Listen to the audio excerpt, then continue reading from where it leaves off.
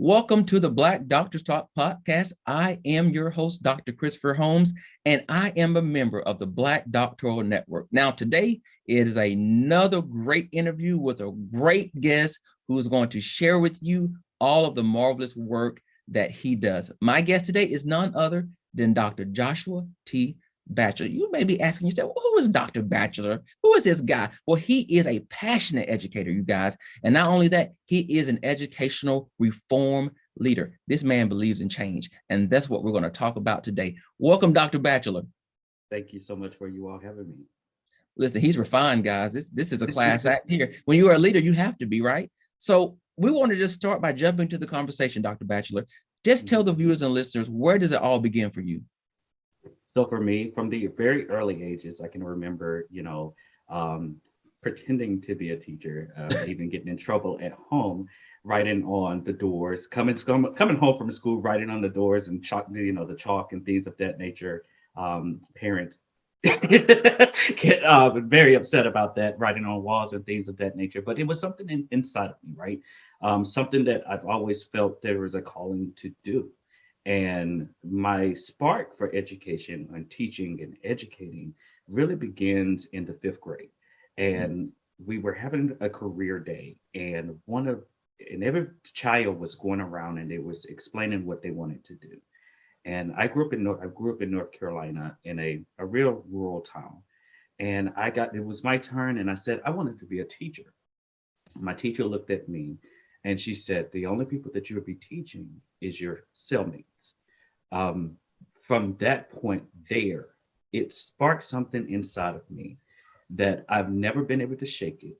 But everything that I do, every part of the work that I do today is so that no other Black child has to hear that again.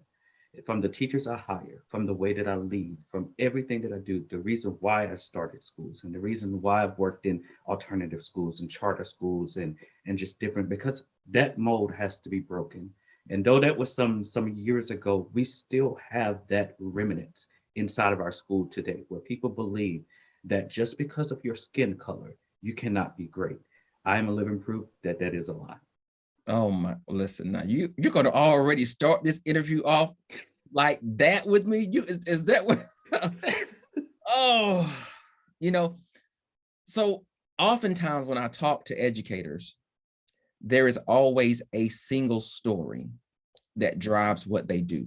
I have my own story, and you have your story apparently. And I want to thank you, number one, for sharing that, because it goes into perspective as an educator and how you choose people to teach and lead other students.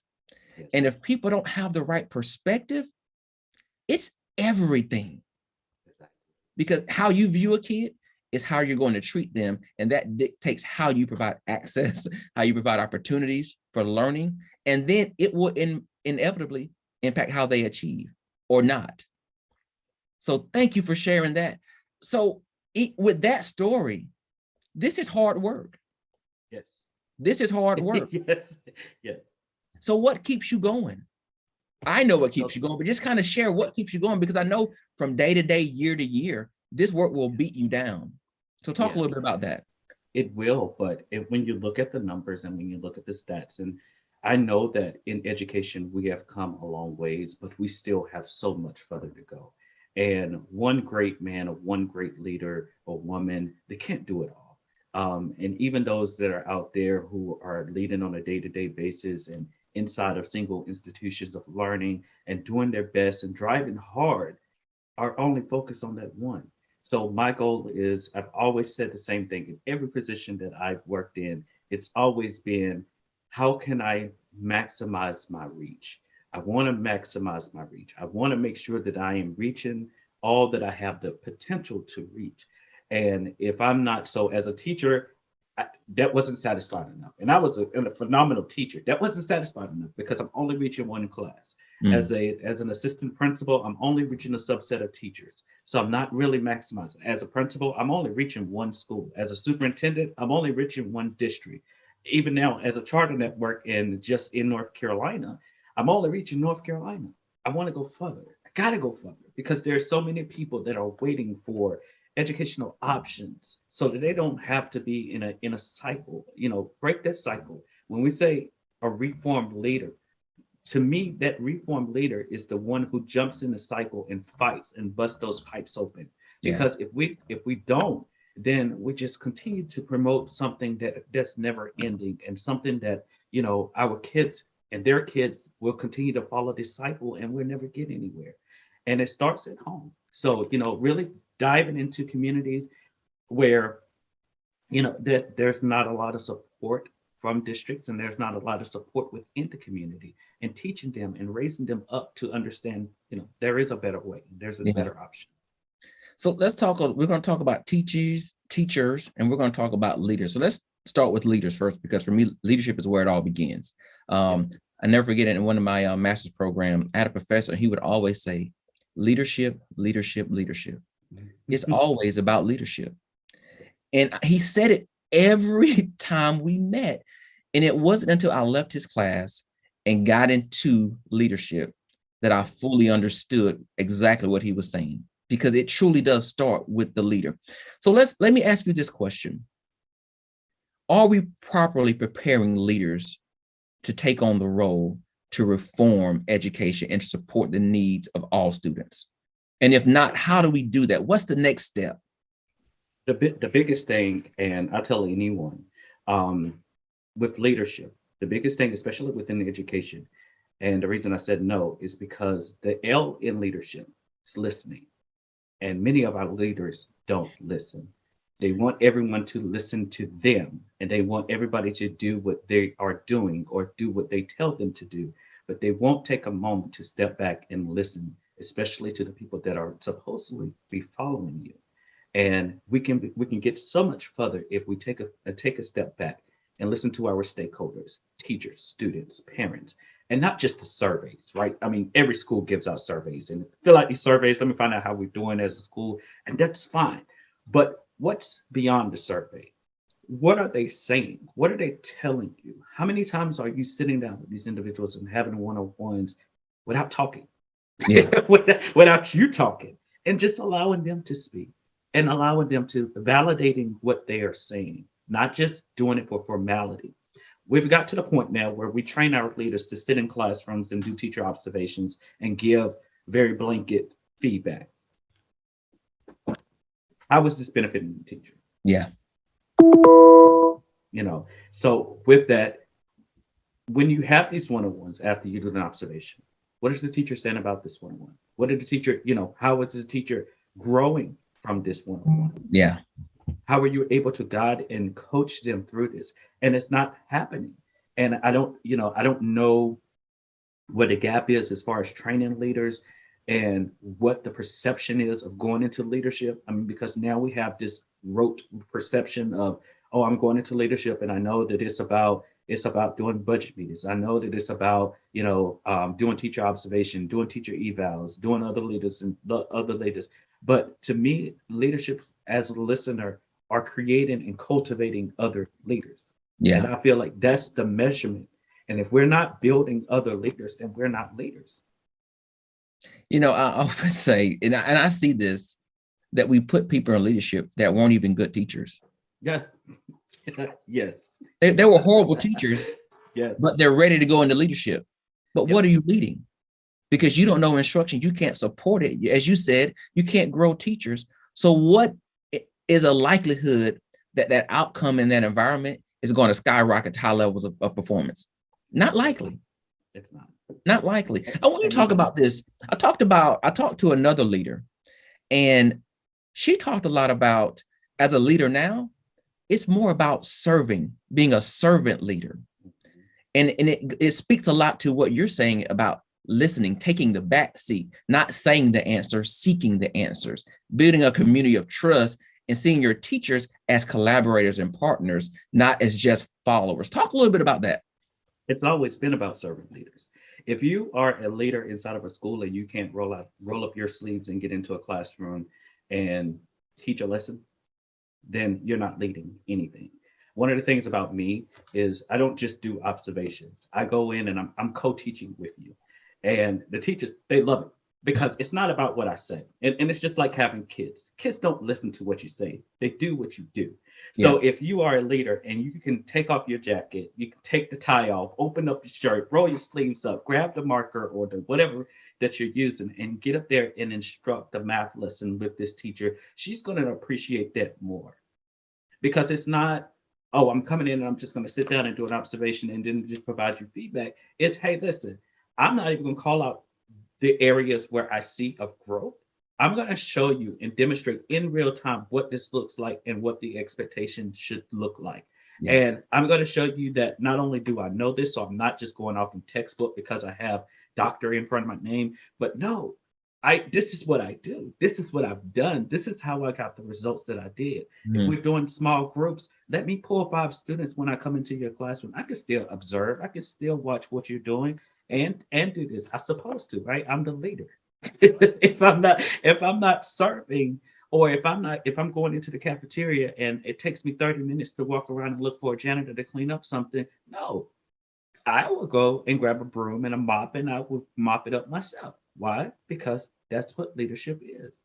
Yeah. It's about being able to step in and serve for the right reasons. We're there for the community. We're there to lead not only our schools and our districts, but also to lead the community. And when children see a principal or a superintendent come in and they see them roll up their sleeves and they're mopping the hallways because it needs to be mopped, not because somebody asked them to, because it needs to, because it's their building. It takes a different perspective. It gives them a different perspective. Wow, this man is, in this 3-piece suit, he's sweating. He's, you can see the sweat rolling down. But he's grabbed this mop and he's mopping the floor. Yeah. And he's the head of the schools and he's doing this.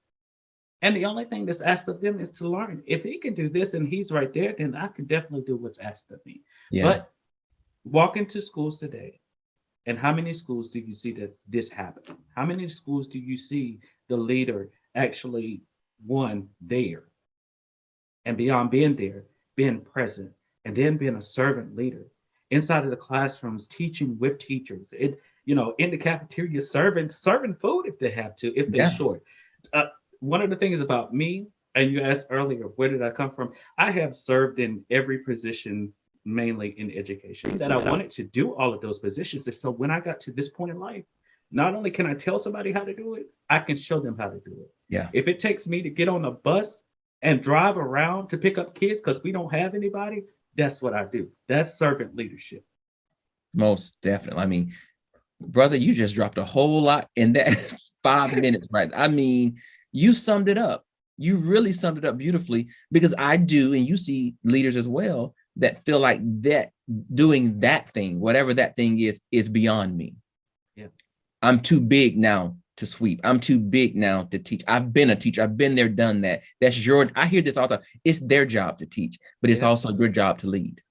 Yeah. And leading, it means supporting instruction and being able to model for them. And we just have people, and this is not dogging all leaders. We have some great leaders out there. But if you cannot model and support instruction for the people that are boots on the ground doing the work for your students, then what are you really, really doing? What are you doing? Let me ask you this question.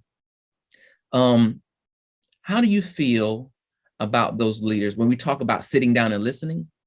Part of that sometimes could be getting feedback from your teachers about your work.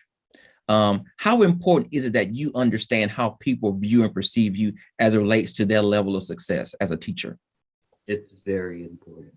I'm always a candidate or an advocate for keeping your ear to the rail and making sure that you know exactly what's going on and the perceptions, because perceptions is a lot, and it's the way that people will either receive you or just to totally distance themselves from you. And one of the worst things that a leader can do is walk around the building with the macho cape on and I'm the greatest thing in the world, and everybody behind them was like, oh no, I can't wait till they leave. Like, they're just horrible. But to them, they have a self-perception and the Superman cape on and they're running around the building, but they have no no recollection or no understanding of what the teachers need. Because at the end of the day, we have to find out and have to know, like, are we servicing them the correct way? Are they growing? Not beyond just the surveys that you may give out, like I said earlier, but really having that conversation and, like you said, listening and finding out, are we doing what we need to do for your professional growth? And to add to that, so one of the things about, the Acuity brand is in I don't believe in the 3 hour professional development. I don't believe that. I hate it. As a teacher, I hated it because it goes nowhere. Yeah. It's just so painstaking. And you just have somebody talking to you for 3 hours, and you just like, by the first 15 minutes, you're like, okay, I got this paper to grade. I got this parent to call back. I got this to do. I got this to do. So the whole, when I say reform, everything is Yeah. twisted. Everything is shaken up because professional development should, we tell teachers to differentiate, right, for students, yet we give teachers all the same professional development. Yes. As a teacher at the beginning of the school year, I used to hate it. Like, I've never had a problem with classroom management. I can go into a classroom and I can teach and all of this great stuff. Only one child I ever had to write up because of the fact of they were fighting, and that was my third year teaching ever. Everything else I was able to manage in my own classroom. Yeah. Yet and still, every year I had to go and I had to sit down for hours and listen to a classroom management professional development.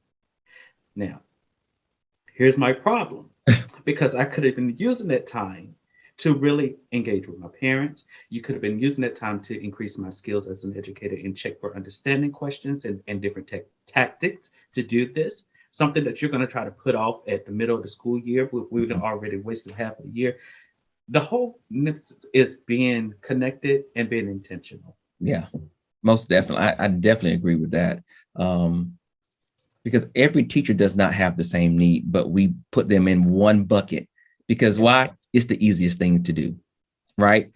And I see this all the time where we have low performing schools, but we seem to have high performing districts. So district leaders, principals get all these awards and accolades. But it's like, how are you so successful, but your teachers and your students are not?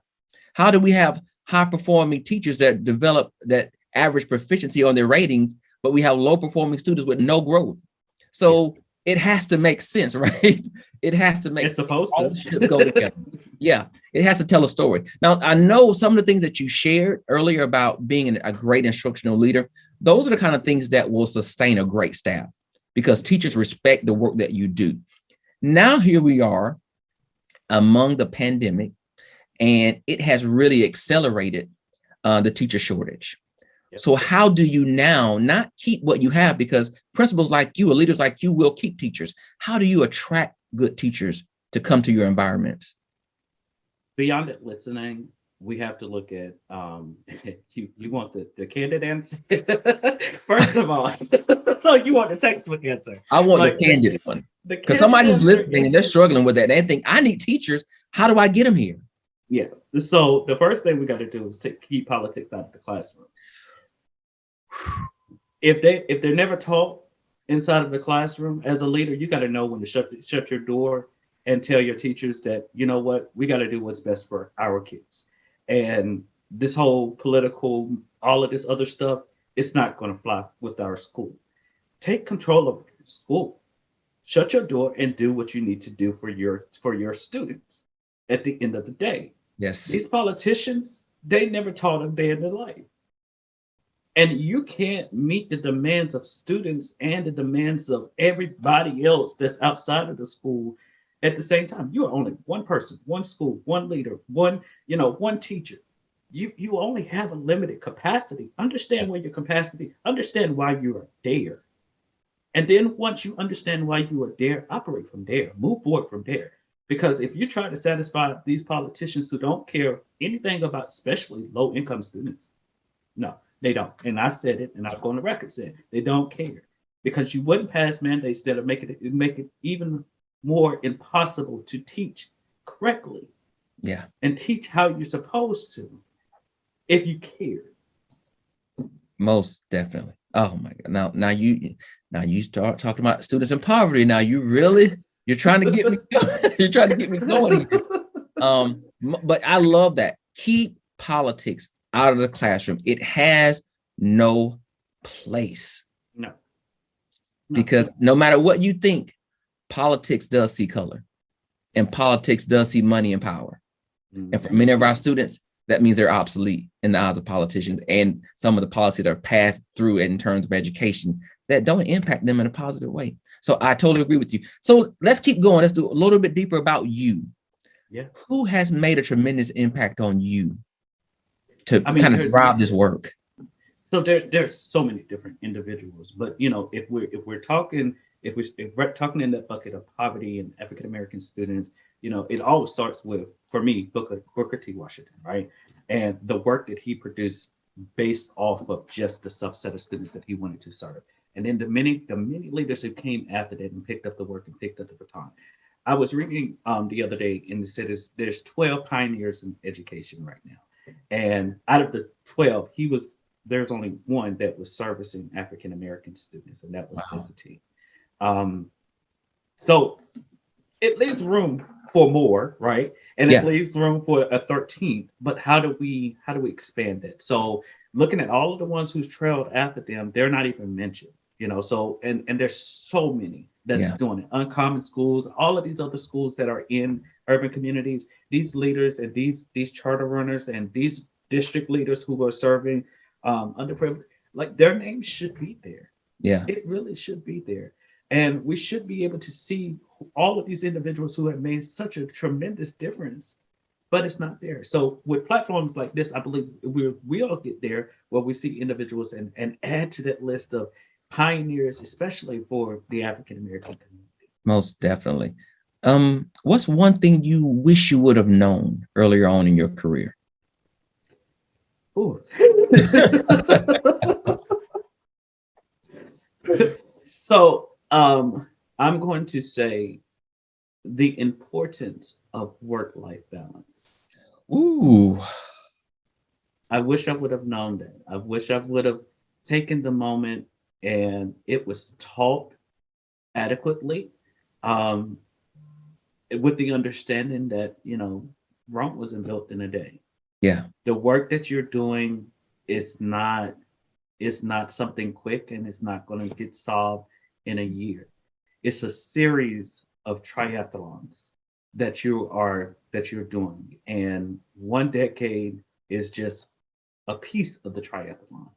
And if you're really dedicated and promoted to this work, you can't tire yourself out, and you can't become burnt out in the first 10 years. In the first 5 years, I almost went through a serious burnout because I jumped in, and like all new people, we're like running and we're running and we're running and we're running until we have nothing left. And I almost left education altogether, and I'm so glad that I didn't, because the work now that's happening. But if I would have knew earlier, if I would have been taught earlier, that's why I tell people who are just getting an education, pace yourself, take your time. You're not that one child that you want to see, get to proficient this year. Plant the seed. That's all you can do, is plant the seed and continue to nurture and water that seed and continue to watch it grow. But he or she may not make it there. They may not make it there within the time period that they're with you. But know that just do what you can and do the best that you can. And don't try to get in there and be Superman. I've been there, and like I said, I almost left the profession altogether because no one said, Joshua, take your time. Work-life balance, it's so critical and important. Go to work, do the best that you can, go home, live a productive life. But make sure you rest, make sure you're eating right, make sure you're taking care of yourself, because the reality is, once you're dead, that's it. That's it. So it's interesting that you said that. So in one of the pieces of work that I do, I work with a cadre of young teachers. And in one of my most recent conversations, there was a young lady who was really, really, really concerned. And she wanted to talk about what could she do differently to help her students when they leave the school? And this is an impoverished setting, and she's really pouring into these kids and mentoring them and being that surrogate mother for them or big sister. But she's finding that some of her students, when they leave school and go back to their communities, they're finding themselves in trouble, and they're getting incarcerated or find themselves in difficult situations. And she was taking ownership of their behavior beyond her. And what you just said is what I told her. Do what you can do while you're here with them. That's where you have control. When they leave you, you can't blame yourself or hold yourself accountable for their actions when they're not in your presence. That causes burnout, because not saying you don't love them, but when they're constantly on your mind and on your heart, you're not able to just breathe and live your life. You're constantly living the life of a teacher, and that will extinguish you in an essence. And so I told her, you have great potential. I love your commitment. I love your heart, but you have to know when to let them go and when to pick them back up, because you are a person.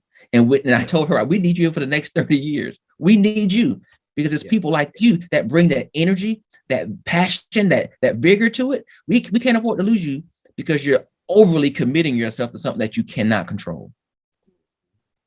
And so I love that you said that. Burnout is real. One of the things that I tell educators and leaders, it is on the same notion of work-life balance. I said there's a lot of situations in education and where individuals end up doing crazy things because they don't have an adequate work-life balance. If you're in, say for instance, if you're teaching in a school and you start as a human, you hit it, you said as a human being, and you start developing feelings for teachers and other people and all of this other stuff, and some people, even students, they may be, it's horrible, but it happens. And I'm committed to talking about it because we need adequate work-life balance training so these things don't happen. And just like you said, you keep the students on your head, your mind, and all of this stuff like this. And then the next thing you know, you wrapped up into something that you can't get out of. And you're now sitting behind bars because you made silly mistakes. So as for me, as a leader, there's a certain point, and I don't care if you're running copies, I don't care what you're doing. The building closes. You're not staying here past a certain hour. We're going home. Yeah. And we'll come back the next morning and we'll do this again. And I do that because if it's not done, some people would just spend their life and dedicate their life. And I've done it myself. I've been there. I was there on a Saturday running copies. I was there at 6 o'clock in the morning when students didn't even get there to 8, running copies and doing all of this, and there to 7 and 8 o'clock at night. I did that. No work-life balance at all. Yeah. Burnout. Like you have a life. You are a person. You have to live outside of your classroom or outside of your school, so that you can have a fruitful and productive life too. You deserve that. And that's the message that I tell any new or current and existing, because we still have a lot of existing people that are still doing this practice, and it's not healthy. It is not healthy. You need to make sure that you have an adequate work-life balance. And leaders, if you see this inside of your school, shut it down. It's funny that you say that though. Well, one, let me say this. I wear the hat. I was that person, and I did that because I thought that's what passion looked like. Nobody taught me anything differently. Yeah. And I had principals, and I know principals that brag on the fact, well, my teachers stay in the building all night. They work all night long. And I like the fact you just called them out and said, shut it down. Yeah. These people need to go home. Yes. If you want them to come back, refueled and energized for the next day. Exactly. And so people are showing up on empty, thinking they did the right work by staying at work till 9 o'clock that night. No. Wow. Yeah, I wore it. I did it. I thought that was passion work, and that's what it looks like. What did you accomplish when you did that? What did you accomplish? I was exhausted. I tell people, I didn't really take my first breath as an educator until about year 13. Mm-hmm. That's when I first learned to breathe. Yes. I was on go from the time I hit the ground until about 13 years in. And I realized this is not healthy. I cannot continue to operate like this. So I had to make a shift because I knew I could still be effective, but just in a different way. Yep. And that's And what I what had if to we learn. and what if we took that right there and we taught that in year one, or teacher education? This whole shortage, it wouldn't. I feel that it wouldn't exist Yeah. if we taught teachers first, before we just dive into content, before we just dive into everything else, how to breathe, Yeah. how to just take your time, how to have a work-life balance. I mean, because when you look in corporate America, they promote that, right? We promote that you take so much time off. Why do they do that? So that individuals don't burn out, so they can take care of their human capital. Education is one of the only ones who feel that makes it seem as if they don't care about human capital until human capital isn't there. Oh my God. Oh, see, you got to tap into a whole other thing. So here's and I'm just going to say this, and we don't have to really talk about it, but I just said this yesterday. We talk so much about wraparound services for students. Yes.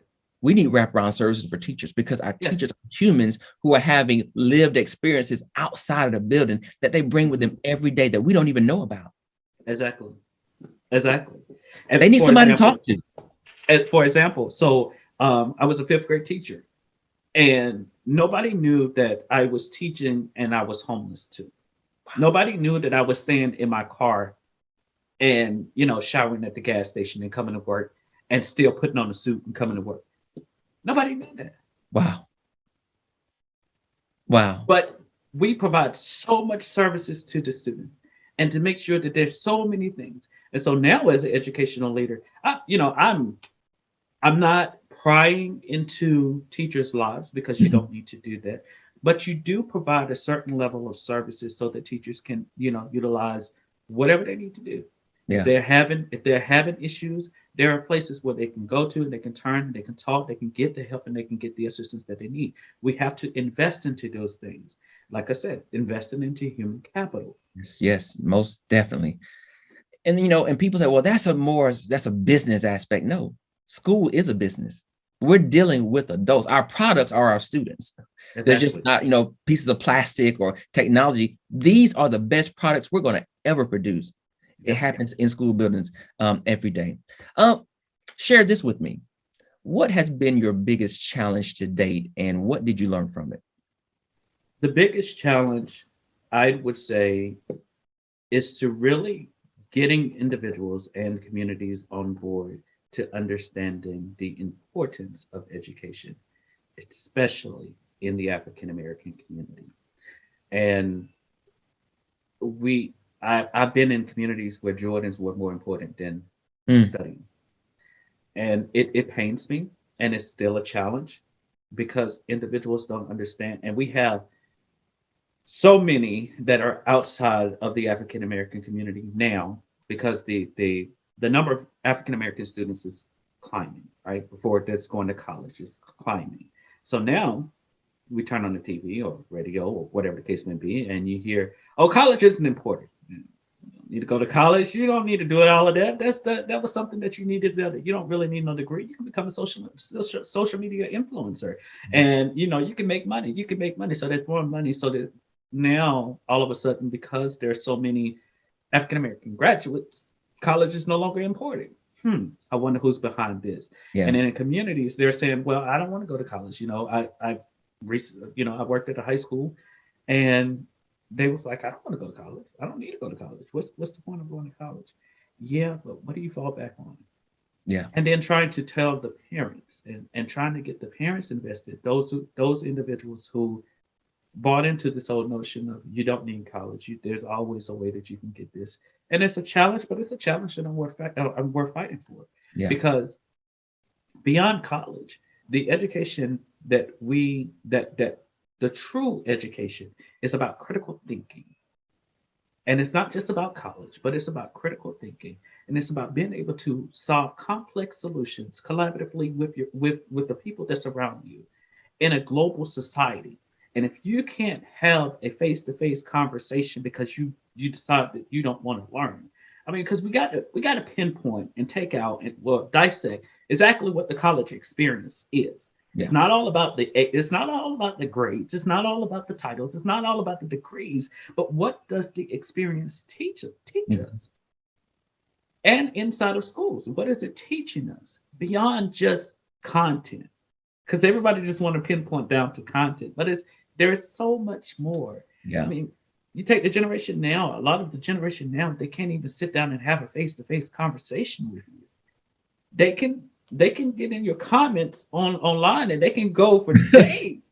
But you tell them to come to your office and sit in front of you, or you invite them out for coffee, and the whole time they fidgeting because they don't know what to do. Like social anxiety is at its all-time high, but nobody's talking about that, right? These kids totally shut down when it's time to have a face-to-face conversation, or when you ask them, what's important to you? What do you value? What are you passionate about? They can't tell you. But they can tell you what's hot on social media. They can tell you the new dance craze. They can tell you about hot celebrities. They can tell you what's popping on Twitter or Instagram. But the things that really matter, are we talking to our kids about that, or giving them the opportunity to have those conversations? And we're not.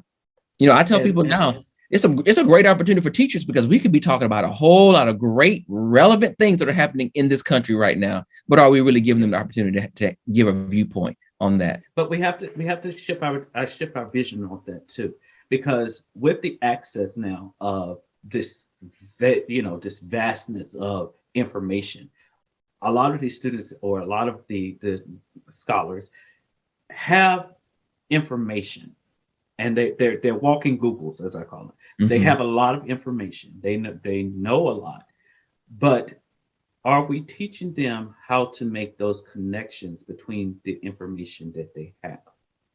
Because mentally, some things will stick and some things stay when it comes to teaching and learning.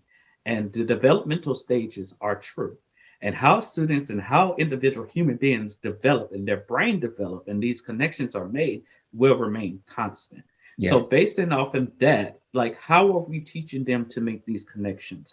What are we doing as educators and leaders to teach these students, like, oh, okay, yeah, you have all of this information. I'm not fighting the phone battle anymore. I'm not doing that. If you're going to use the phone, if you're going to use the phone to make these, to get this information and to have this information, what can I do as a generation before you to help you make these connections, so you're not just walking around just a computer with legs? Yeah, basically. I totally. You're right. So let's flip the question. What has been your biggest accomplishment to date? So many. so beyond. So I'm going to say achieving my doctorate is one. I come from a family. I am a first generation. So coming from a family, as I talked about earlier, where education was not important, was not one of those things. The only thing we were taught was to work. Yeah. That's it. Like we was taught, if you want it, work for it. If you want it, work. Go graduate, get a job, go work.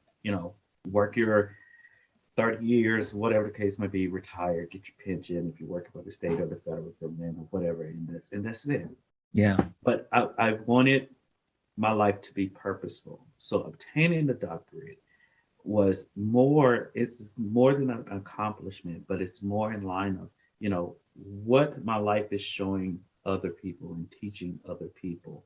And so, not coming from a family where this is promoted or anything of that nature, and being able to talk to individuals that comes from similar backgrounds as myself and say, listen, no, it's not easy, but if you how you put yourself and what you decide and focus on, you can go and get it. And then after that, launching a whole charter network, that's something that most people don't want to do. The work behind it is incredible, and there's a lot of stuff to do, and there's a lot of late nights, and there's a lot of stuff. But those accomplishments come from a dedication, a hard work, and a passion that extends beyond myself. Yeah, great. And he didn't say a charter school, guys. He said a charter network. For those of you all that may have missed that, I want to make sure I highlight that. This is just not a charter school leader. This is a charter network leader. Okay, let's go ahead and put that out there. So with that, and you're a young man, what's next for you? Where do you see yourself? Where do you see your life going? Where is this passion going to take you? You know what? Can I keep it simple? International. Um, I really do. The love of learning it will take me very far. International. There are places there wherever I'm needed. I want to be, like I said earlier, I want to have the capacity to go and be able to provide for different communities and America, in different states, and that's fine. And that's something that I'm definitely willing and wanting to do. But also, there are places in international that needs, good schools too, Yeah. and good programming too. And I want to make sure that, however I set this and continue to move forward with this network, that we're able to extend our reach beyond the borders of America and into the borders and to the homes of individuals and countries that, hey, they may not have the most, but they have their priorities in the right place and they know what they want. And we're able to assist with that. Amazing. That's amazing. It is individuals like you that really makes the Black Doctoral Network so special, because we are dealing with experts in the field that come with a high level of passion and commitment to the work that they do. And so first, let me say, we're so happy to have you as a member. You coming here and sharing with us today is what we are all about, because your words simply provide access to people that need it. And so again, thank you. So let's talk a little bit about BDN. Talk about your affiliation with us. How has it enhanced your career? What are you excited about as being a member of the Black Doctoral Network? So as a newly member, it's provided a lot of networking opportunities to be able to speak to different leaders, especially in the educational field, connect with these leaders, and to be able to get information like what's happening inside of different places. Like I said, my thing is to expand my reach. So how can I learn about individuals that's in different states and different regions and different things, being a part of being a part of the Black Doctoral Network provides that access, right? Provides an access to a very great of members, and so and from different places in different fields. What's the biggest question that when I reach out to individual, what's important right now that you feel that students need to learn? Because at the end of the day, being a part of a network like this can only enhance the work that I'm doing for our communities, for our community. Yeah. So to make sure that our community is getting what it needs in the sense of education and beyond, and making sure that it happens. Awesome. Well, we're excited to have you. Like I said, I'm looking forward to a long-standing relationship with you and BDN, and to have you really mentor some of these younger people coming in. At some point, you will be the veteran, and you won't be so young looking, and you'll have all these years in the field. And so I know that you will pour back and give out to those people in need as they continue to search for their passion and try to make a difference. So thank you for joining me today. Again, this has been a great interview. I have loved sharing with you. I have loved listening to you. You heard that. I picked up on your words. As a leader, I listen. Dr. Batchelor, will you please tell our viewers and the listeners where they can go to learn more about you and the work that you do? Absolutely. So I've recently started a new Instagram, and that you can definitely follow me on Instagram. I am Dr. Joshua B. It's real simple. Facebook, the same thing, and Twitter. Both use those same handles. Also, acuityschools.org, ACUITY schools with an S.org. It talks about our organization, and that's the best place to go to learn about all of the professional work that's happening right now, moving forward. Awesome. Well, thank you again. And of course, LinkedIn. I'm sorry. Yeah. I followed him on LinkedIn, so you go follow him on LinkedIn as well. And while you guys are going to follow Dr. Batchelor, listen, go and follow BDN as well. Follow us on all of our social media channels. We would love to have you. We would love to connect with you, and we would also love to share with you. Thank you for joining both of us today here on the Black Doctor Talk podcast. We hope you will join us next time. But in the meantime and in the between time, go follow us for now, like, share, and go and tell somebody that you have connected with the Black Doctoral Network. Until then, guys, be safe and be blessed.